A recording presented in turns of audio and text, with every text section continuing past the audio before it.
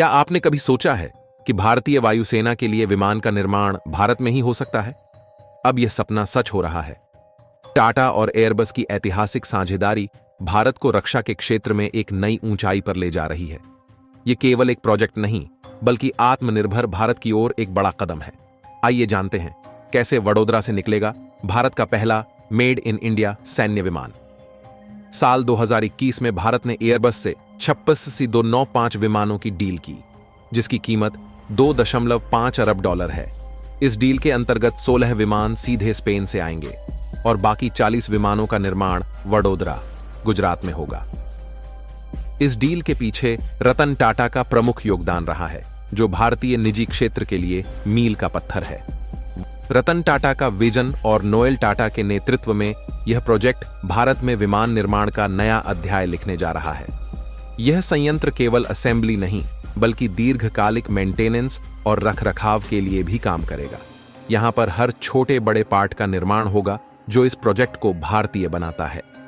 प्रधानमंत्री मोदी का आत्मनिर्भर भारत मिशन रक्षा क्षेत्र में इस प्रोजेक्ट के जरिए और सशक्त होता दिख रहा है। इस प्रोजेक्ट से 3000 से ज्यादा प्रत्यक्ष और 15,000 से अधिक अप्रत्यक्ष रोजगार सृजित होंगे। टाटा की यह फैक्ट्री न केवल भारतीय वायुसेना को सशक्त बनाएगी, बल्कि भारतीय अर्थव्यवस्था और युवाओं के लिए नए अवसर लेकर आएगी। यह आत्मनिर्भरता और विकास दोनों को बढ़ावा देगा। T295 विमान 71 सैनिकों को ले जाने की क्षमता रखता है और इसका अधिकतम पेलोड 9 टन है। यह विमान छोटे हवाई पट्टियों से भी उड़ान भरने में सक्षम है। चाहे मुश्किल पहाड़ हों या सुदूर इलाकों की छोटी हवाई पट्टियां, यह विमान भारतीय वायुसेना की सभी जरूरतों को पूरा करने में सक्षम है।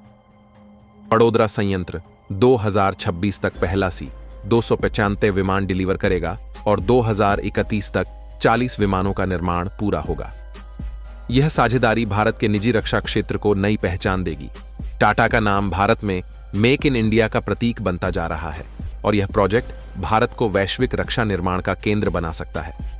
C-295 विमान प्रोजेक्ट न केवल भारतीय वायुसेना को ताकतवर बनाएगा, बल्कि भारतीय उद्योग को आत्मनिर्भरता की दिशा में मील का पत्थर साबित होगा। क्या आप भी आत्मनिर्भर भारत की इस यात्रा का हिस्सा बनना चाहते हैं? हमारे चैनल को सब्सक्राइब करें और जुड़े रहें भारतीय रक्षा क्षेत्र की नई नई खबरों के साथ।